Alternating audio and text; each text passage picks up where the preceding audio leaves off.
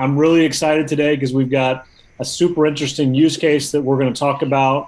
And I've got the executive team here from Provenio.ai.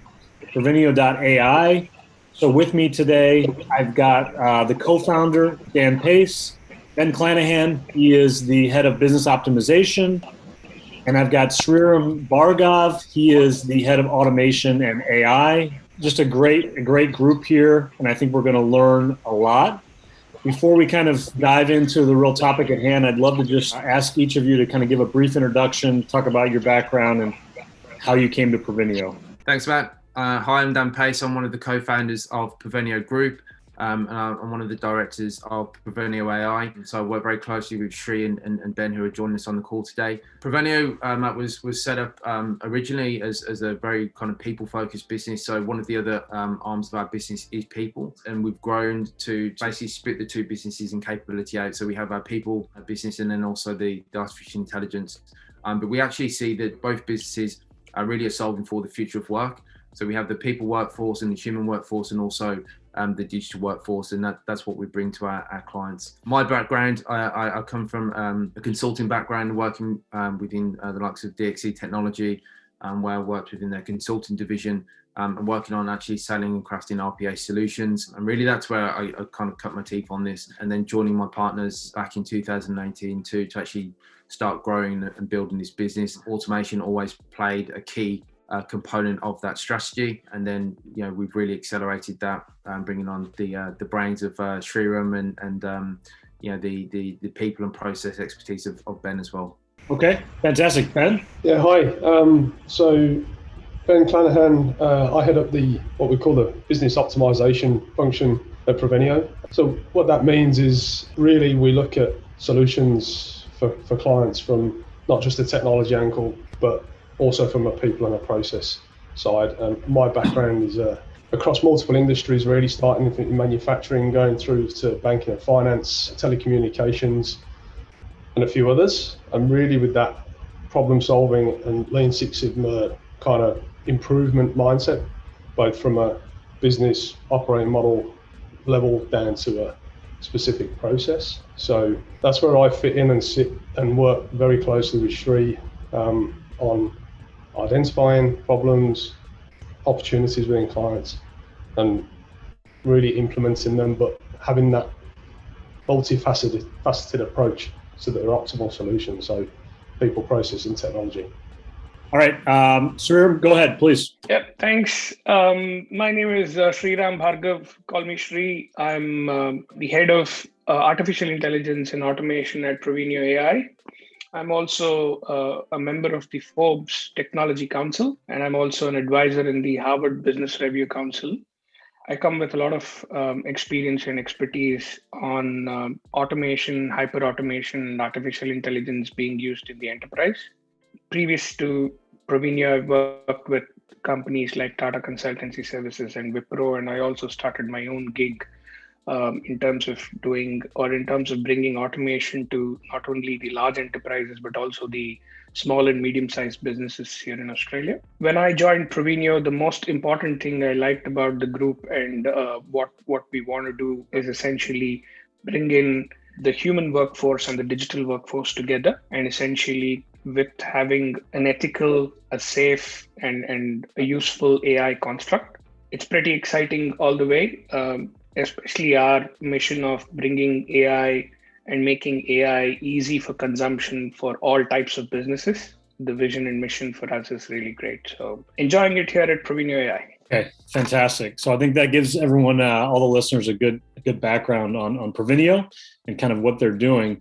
So the case that we're going to talk about today is really freight and logistics in Australia. And I think this is a super timely, interesting topic. I mean, not only in Australia, but across the world. Certainly the pandemic has kind of really changed a lot of factors, a lot of dynamics inside freight and logistics. So I'd love to just hand over to Dan. Dan, can you maybe give the listeners kind of some context around, how the market is evolving in Australia, how COVID has impacted it, kind of your perspective on kind of how that market is changing? Yeah, Matt, it's when we think of COVID and the impact of COVID on many industries, I think when you start looking at things like freight, it's obviously one of those industries it's had a positive impact. What we've seen is that obviously the demand and use for freight has grown significantly across multiple industry domains. But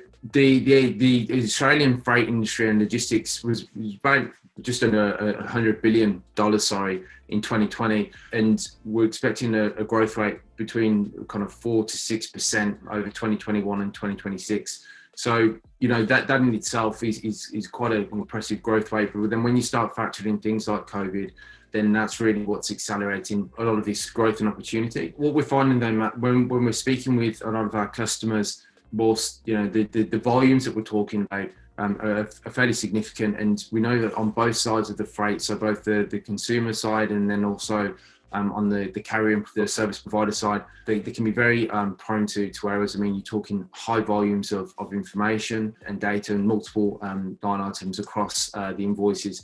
And so there are different things that need to be validated against. So rate cards, fuel levies. So there are a number of factors of things that are considered when freight charges are applied to a customer. And this is where we're starting to see that there's actually some errors that are starting to creep through, which are leading to fairly significant numbers in revenue leakage for customers. And at the moment, we kind of hypothesize that anywhere between 3 and 7% of revenue leakage. So fairly sizable numbers when you kind of take an average spend of kind of, $12 million, on freight.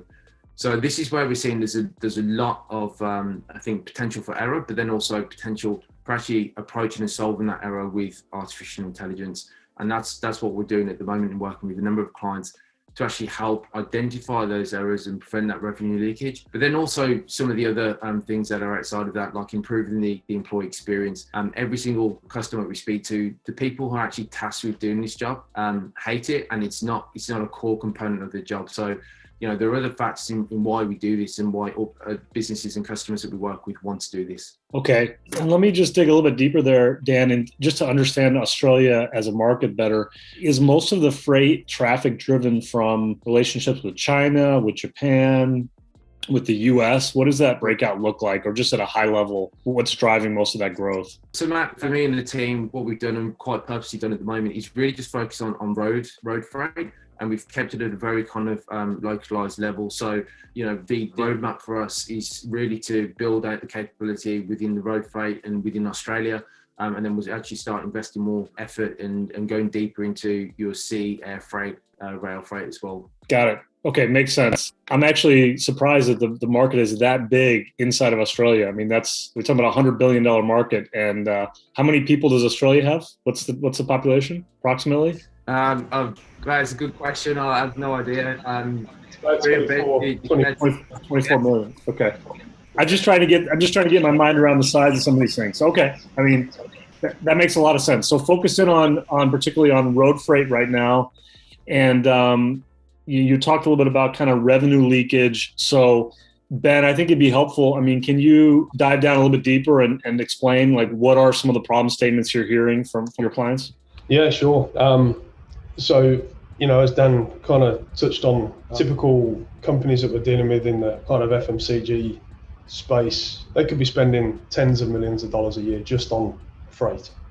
And what that converts to is them receiving hundreds of invoices every month. But each of those invoices can have 20 pages more sometimes, but have tens or hundreds of order lines on each of those invoices.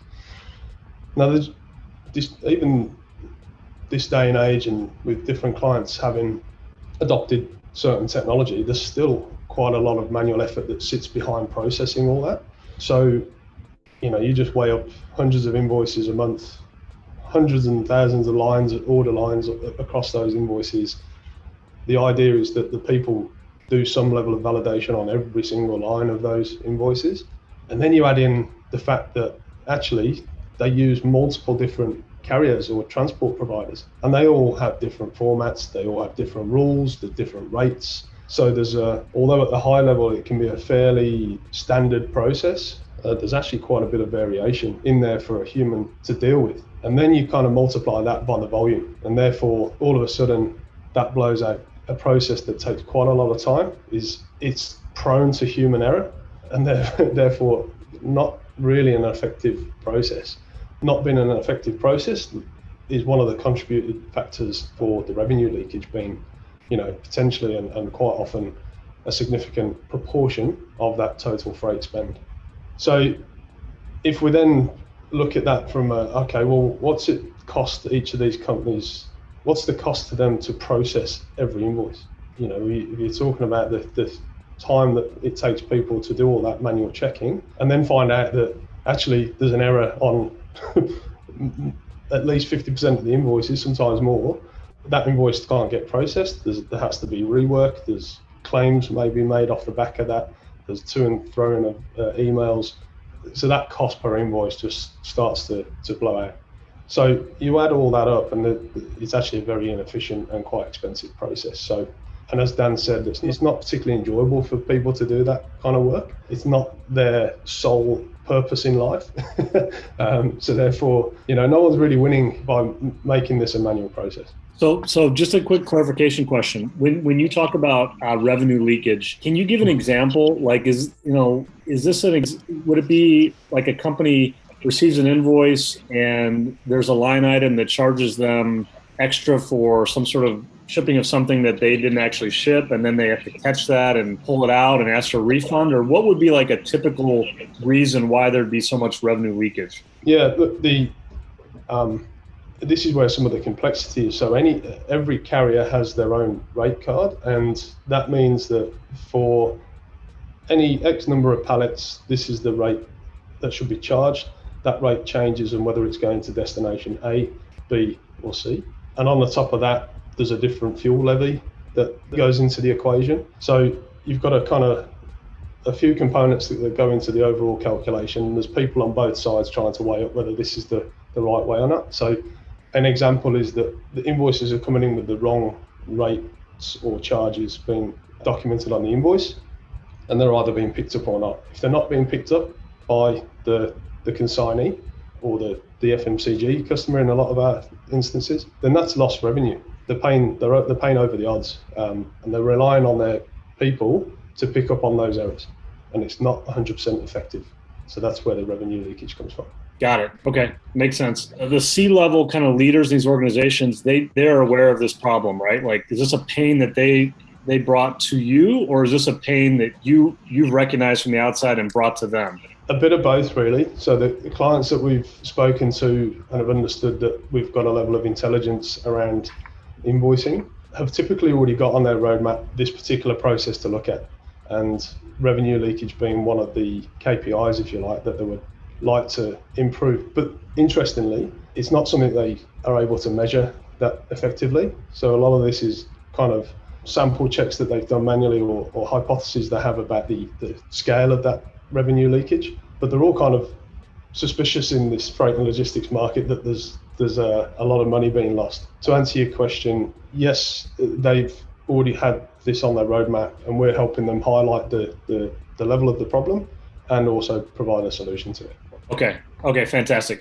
So maybe I can come back to Dan for a second here. From a strategic viewpoint, kind of running Provenio, your value prop is hyper-automation, right? That's what you're coming to these clients with. Give me a sense of how you position that in front of clients, this idea of hyper-automation and how it will address the problem of revenue leakage. It's a good question. I think one of the key things that we've really worked hard on achieving over the last 12 months is obviously bringing hyper-automation to the forefront of our customers, but also making it very usable, and as I think Sri mentioned earlier, easy to consume. And so a lot of what we've done is really focus on the actual interface and how does the client interact with the hyper-automation solution. And that's one of the things that we're particularly kind of proud about, and one of the things that we get a lot of positive feedback about is the intuitive nature of how customers can interact with our platform, and obviously do a lot of things that allow them to effectively manage exception handling, but then also do that kind of helping to improve the machine learning and algorithms over time. So just in that sense, showcasing the platform and the usability and the interface, we often find is a really compelling reason why people want to understand more about this. But then when we actually do demos, showcases, proof of concepts and pilots, this is where people actually really start to understand the power of what we're talking about, and how, both with the right mixture of RPA and also artificial intelligence. And obviously that's something that Sri can get into in a bit more detail, but he's really the brains behind actually solutioning and bringing together the right components. We often like to refer to it as, the ingredients of making curry, which is one of our favorite dishes amongst the team. But, taking the right kind of spices and knowing how to temper those spices and cook them in a way that's going to give you, the best outcome. And that's really, we like to use those kind of analogies when we're speaking with customers, so they actually understand what we're talking about. When we talk about artificial intelligence, hyper automation, it's assembling the right technologies, the right capability to give the right outcome. That's how Shree's architected the platform to be a modular platform that allows customers to consume all of the curated AI building blocks that we've made, but then also leverage an intelligent ecosystem of best of breed technologies and APIs. Okay. So I want to dive in on the technology, Shree, but before I do, I just want to have one other question for Ben, which is, who in the organization is sitting in on these discovery calls, on these demos? Is it the head of engineering? Is it more line of business? Are you trying to bring both of them together? What's the entry point inside the organization? Yeah, we've had a bit of a spread, but if just think of the ones we're working with currently, there's the CIO, there's CFOs that are involved as well from an initial conversation perspective, and then that quickly moves on to bringing in some cases the chief technology officer, the head of kind of the freight and logistics space, as well as your kind of manager, if you like, of the accounts payable department as well, and a few other kind of subject matter experts in between as well. Obviously the people that are actually doing this work. So from entry point, it's often at that C-suite level and direct reports to those, and then the people actually in the detail, and that's who we work with and quickly understand what it is that they're doing, how they're doing it, where the frustrations and problems and opportunity lie. Yeah. Well, I love how you guys are kind of hitting both sides, line of business, CFO, and then also the technology side, because then you build that business case kind of from inception, instead of just talking hyper automation, but not really having the business seeing kind of from the beginning that there's an actual use case here.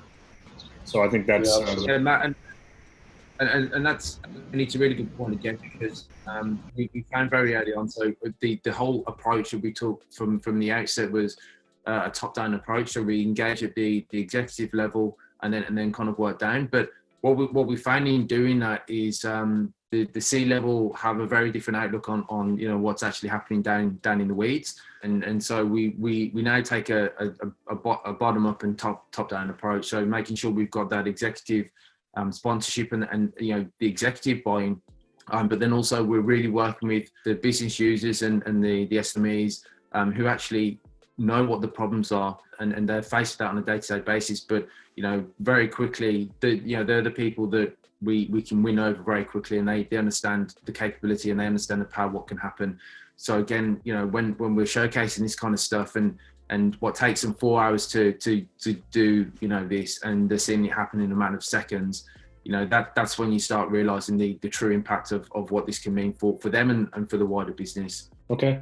Love it. So let's dive into the tech a little bit, Shree. I think Ben has laid out a really good, description of the complexity. You've got multiple carriers, you've got multiple rate cards, you've got multiple freight charges. So you've got a lot of varying permutations here. So talk a little bit about the technology and, how is machine learning if it is being put to bear, how is automation being put to bear to solve these problems? Matt, and before I just dive into the technology part, I just want to kind of cover some few key points which we are solving, right? In Australia, just the rounding off errors, which essentially is in every invoice or in every transaction, which could be 0.03 cents or 0.01 cents.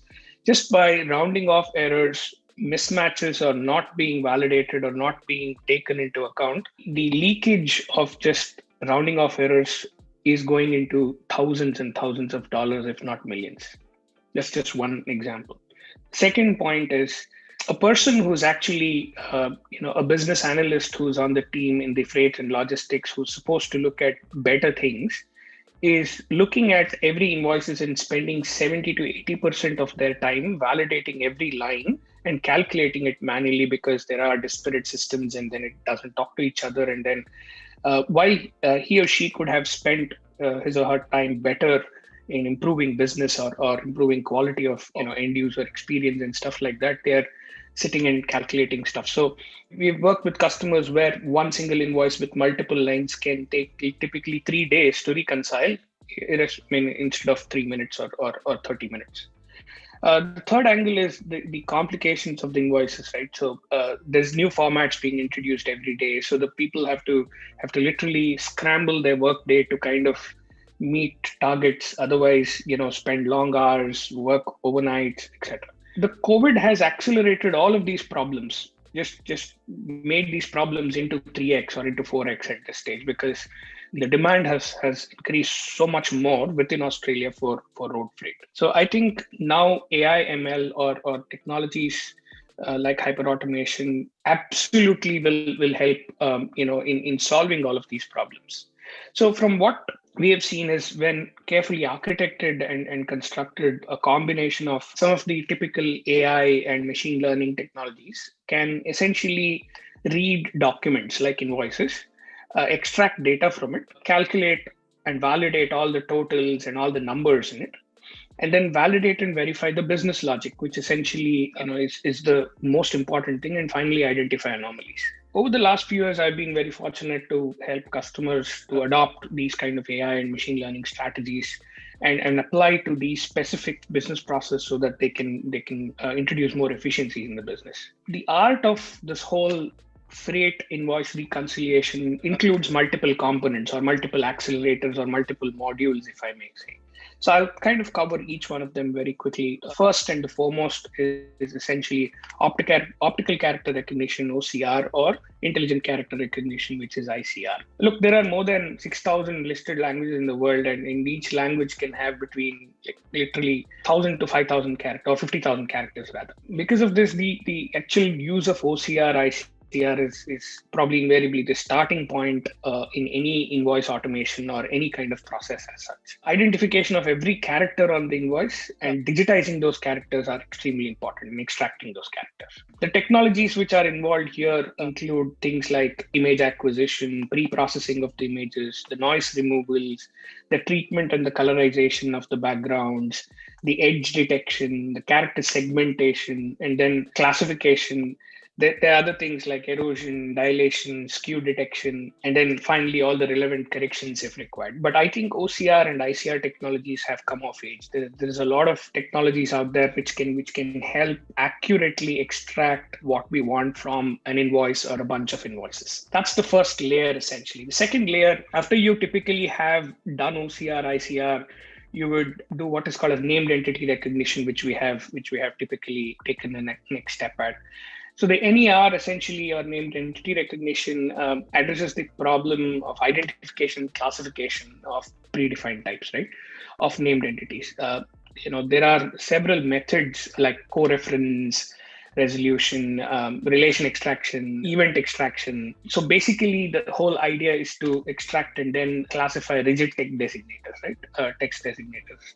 There are certain aspects like temporal expressions, proper names, biological species. Those are the things which are typically you'll have to classify when you do NER. Well, there are numerous models, but the most successful models, have been support vector machines, which is SVM, which is quite kind of very commonly used. Baseline systems, there's something called hidden Markov model, which is also quite successful. Python is the go-to here. Python-based tool sets like Spacey, BERT, NLTK have their own ways of providing easy ways around NER. Moving on, the third one, and I'll quickly cover the rest. The table extraction or intelligent table extraction is very critical. Every invoice or every document will have multiple types of tables. In life, if I were to allow if I were to be allowed to standardize one thing in life, I think I would standardize the usage of tables in every single document, because this is people are generally wild with their imagination when they put tables in those invoices.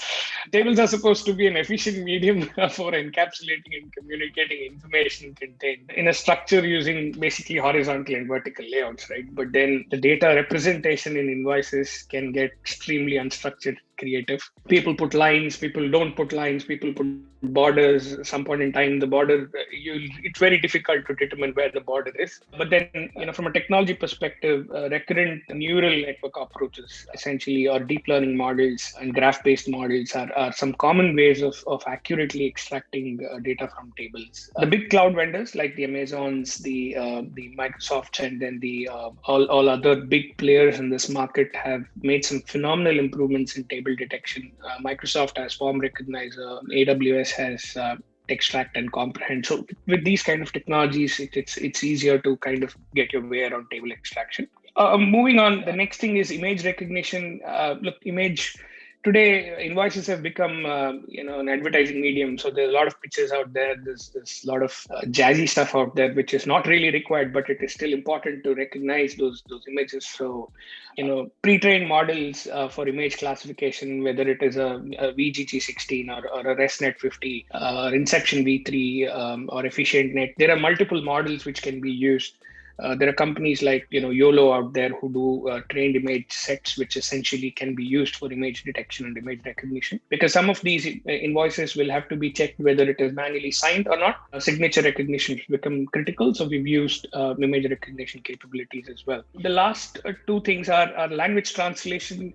If those invoices come, since road freight is still connected to sea freight and air freight in some or the other way. So you will have different languages also coming in, especially in Australia. We're seeing, Chinese, Japanese, Filipino, Indonesian, Thai, Indian languages and invoices in those languages as well. Google, AWS, Microsoft have embedded translators, but then they're open source translators. But then accuracy is also is always a challenge here. But then from a data perspective, my only advice to everybody is make sure that you set enough time and good amount of time to train your models for accurate translations. That's a learning which we've had.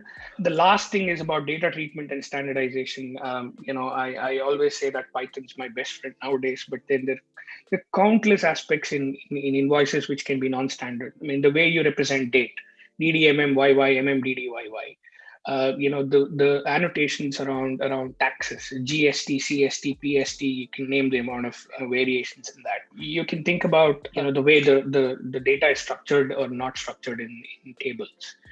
You can think about various other connotations which can be very geo-specific or which can be very specific to a country. So all of them, when you process these, all of them have to be extracted and normalized. If you don't normalize it, your ML is just complex. So what we have done at Provenio.ai is we have taken all these layers and we have carefully curated, all of these technologies into a platform which can essentially ingest invoices. With a little bit of training, they can extract data from invoices, translate it to the specific freight. That means that the technology can look at rate cards, can look at fuel levies, and it can be online, offline, can look at things like demurrage charges. I like demurrage as a thing, so waiting charges and stuff like that. And it can then calculate absolutely accurately whether the charges have been consistent or not. And it can highlight stuff like, whether you're overcharged or undercharged, both sides. It can calculate stuff like, rounding off errors. What is the percentage of error? Some people have allowed a little bit of threshold. If it is just $20 or something like that, they are okay to process it. So it will help the human now to say, okay, these are all good, these are all bad. these are all okay. I think you can approve. But then that is human in the loop, which essentially then feeds back into machine learning as a continuous layer to say, okay, the next time this occurs, I don't disturb the human, and then I auto process it. So in a sense, Provenio AI, or in summary, the Provenio AI, we have constructed this platform with a lot of anomalies, with a lot of learnings from the freight, especially the road transportation and the freight management aspects here in Australia. Every single problem we've had over the last 5 years have been covered in the platform, and it can concentrate on three things, right? Number one is introducing absolute efficiencies into the process. Number two, using intuitive methods to kind of improve the user experience of everybody who is involved. And then the third one, which is the main and the important point, is economy, right? I mean, cost savings, cost prevention, productivity improvement, all kind of add up to cost the economics as such. So efficiency, experience, and economics, I think that's what we've addressed in this solution. Okay, so thank you for kind of more kind of meat there on the bone in terms of how Provenio is building this out. And there's obviously a lot of complexity here behind the scenes. I don't know if this question is for you, Shri, or it's for Ben, but I'd like to understand, I'm the average client. I think, Dan, you said, average client, $12 to $15 million a year that they're spending on freight. I'm an average client. I want to interact with Provenio. How long does it take from the first call and the introduction to the point where you can put a demo in front of them that actually shows them, hey, this thing actually works in my environment? Like, how much tuning, optimization is required to kind of get to that point? Yeah, I'll take this question, Matt. And since this podcast is around data sciences and data, the basics of data have always been, without for any kind of AI or ML kind of models, without enough data, without having enough samples, you're not going to achieve anything. But I stand here today, talking completely opposite to that. We've had customers give us, 50 to 100 sample invoices, and we've stood up environments in less than 3.5, 4 weeks. So the lead time between when you can actually train these invoices and then stand up demos which are very relevant to their process is today 3 to 4 weeks. It would have been 3 to 4 months before. And that's where the technology and the curation and then packaging all those curated algorithms and accelerators come into place. Right. So today when we ingest those invoices, we don't train them on date formats. We don't train them on border formats, because that's already done. Our accelerators do the job. Yep. So the mean time in the time is drastically cut down, and then the training is only on extracting data. And then, there are certain format challenges, and then there are certain treatments which you need to do on invoices. The majority of the time goes there, but then the validation, the logic is all easy to configure, and the workflow is easy to configure. So for multiple types of customers, even the complex invoices, we have been able to turn around a pilot/POC, if I may call it, in 4 to 6 weeks. So the time there is humongous. I mean, it's huge, cut down in time, because we've already assembled everything and made it intelligent. That's amazing. I mean, that's phenomenal. I'd love to understand kind of at a high level, the pricing model. Is it a managed service? Is it consumption? Like, what does that look like? Just so that kind of we have an idea of kind of how you're going to market. Yeah, maybe I'll attempt this, and Dan, you can add on if you may. Look, Matt, the cornerstone of essentially looking at technology, reaching out everybody in Australia, because when it comes to road freight, it's a combination of small and medium businesses, and there are some big ones out there. The big ones are predominantly used to managed services models, huge outsourcing constructs and stuff like that. But then the small and medium businesses have predominantly internal teams. They are kind of often overwhelmed when you go and present them. Look, we're gonna do something. We're gonna introduce a digital workforce. So one thing which we have done good at Provenio is essentially have flexible operating models. So when the volumes are huge, we often turn towards unit-based pricing, which essentially is per page, per invoice, and stuff like that. But when it is in the lower end of the curve, when people don't have volumes to play around with, we essentially have what is called as a fixed price kind of a construct, because it all completely revolves around ROI. It all revolves around how will this be a business case for them for the next 3 years? And does this fit into their transformation or digitalization or digitization journey, right? So the way we have constructed this is pretty flexible. So the answer is from unit-based to a fixed price-based to a managed services-based, we have all the three models, and we work with customers to determine their ROI, determine what they really want to do, and then fit into that. And that's where I think the differentiation is. We're not very rigid on pricing models here in Australia. Dan, you have anything you want to add there? Or? Mate, he hit the nail on the head, spot on. So that again comes down to our approach and how we work with our customers. Matt, we want to be flexible, and also it's important that we work with them to actually make this fit into either the kind of broader transformation strategy, or we can help them actually build that business case so they can actually take that into the business. And 9 times out of 10, Matt, we find that we start with a particular use case within the business. We build out obviously the capability. And then that gives our customers a platform to then take it in across the business and look at other processes as well. Got it. Okay. It seems like a very not only a dynamic market, but it seems like your value prop should be really appealing to a lot of different customers, at least to try out, especially with such a short 3 to 4 weeks, so you can actually show them something. And I definitely want to introduce you. You probably already know, but the data standard has interacted with Freightos, based out of Israel, and Freightways, based out of Nashville, Tennessee, also in this logistics space. A little bit of a different business models, but also I think could be interesting partners for you. Let me ask, Ben, let me ask you. So we've talked about this very interesting space and kind of what you can do around automation, with manual invoices. So what are I'm assuming that this opens the door to lots of other use cases in other industries. So what else are you thinking about? Who else are you talking to besides kind of the freight and logistics space? Yeah, sure. Well, look, the freight and logistics is obviously a big focus for us at the moment, because it's got all the hallmarks of, the ideal processes to automate, high volume, lots of data, multiple systems, plenty of opportunity for error. So that's why it's become a focus area. However, invoicing isn't unique to freight and logistics. So there's lots of other clients that are kind of knocking on the door as well, from a range of industries, from even kind of legal industries to, more of your, what do you call them, kind of online marketplace, kind of retail industries as well.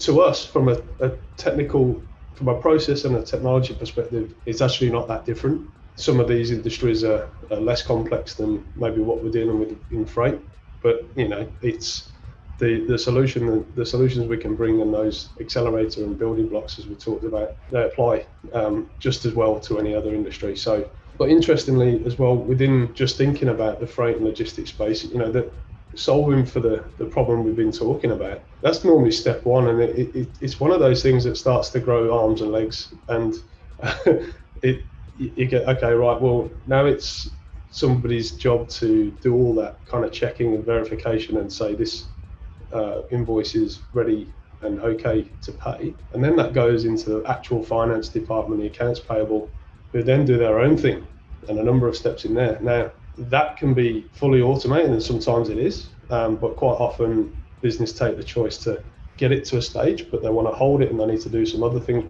before they actually pay it. So it can grow there's a natural extension into that space. But what we're seeing with some of these other logistical companies we're dealing with as well is that there's a whole series of other activity that goes on the side of the actual invoice payment around proof of delivery and consolidation of that documentation, and other checks and balances that are done. So it's still using a lot of the same componentry of getting documents digitized, extracting information, keying that information into a system, and really supporting that overall transfer of funds, if you like, in a broader sense. So there's application within freight and logistics, absolutely. There's arms and legs within freight and logistics where we're starting to see light bulbs go off with some of our clients, and we're looking at other use cases that are related. But then our other clients outside of freight and logistics, it's just as applicable. But it's normally a logical place to start with how the money is transferred and dealt with. That's not unique to freight and logistics. Yep, absolutely. Yeah. I just want to add on, Matt, on that. I read in an article that 60 to 65% of all the companies in the world are working towards zero paper, given the fact that there is a huge amount of focus on global warming, and then people are scared when those ice covers come off, what will happen, those kind of problems. But then for people who are essentially going towards digital and digitalization, who are getting off paper, I think there will be a period of time until when they completely are digital, but then there will be that time wherein they still have to deal with paper. And this is where these kind of technologies will help balance cost. You can't just keep throwing people at solving these kind of issues. So this is where bringing in a digital workforce to handle that piece of work when you actually are completely digital. But then companies, I don't see all the companies going being digital or digital. End-to-end digital for the next 10 years at least. So there's a huge opportunity for people to bring in that digital workforce platforms, which can handle paper and paper-based transactions. Okay. I think that's a really good place to kind of put a pin in this. I'd love to give the last word though to Dan, since Dan obviously is the co-founder of Provenio. Dan, as you look out over we've talked about kind of a lot of the changes and how COVID has accelerated freight and kind of that market. As you look out over the next kind of 18 to 24 months in the Provenio business, what are the 2 or 3 things you're most excited about, and how do you think the market is going to change over the next kind of 12 to 24 months? Yeah, that's good question. I think just from over the last 12 months, what me and the team have witnessed is that there's a lot of education that needs to go into working with clients to actually help them understand what this can do for the business. But what we have seen, and more recently, and we actually feel that we're kind of at that turning point where we'll start getting some more breakthrough with hub automation and AI more broadly, is that customers now have a compelling reason to do this. And I think compounded with some of the negative impacts of COVID. Having more distributed workforces, and we know, so we're working with customers at the moment to look at processes where there are poor processes within the business, manual processes. Now that all the team are working remotely, they're even worse. So actually, customers are turning to us and turning to automation and AI to actually start helping to solve those problems. So we're finding that a lot of the conversations are accelerating far quicker. There's actually less time involved in actually helping the customer to understand, the art of possible.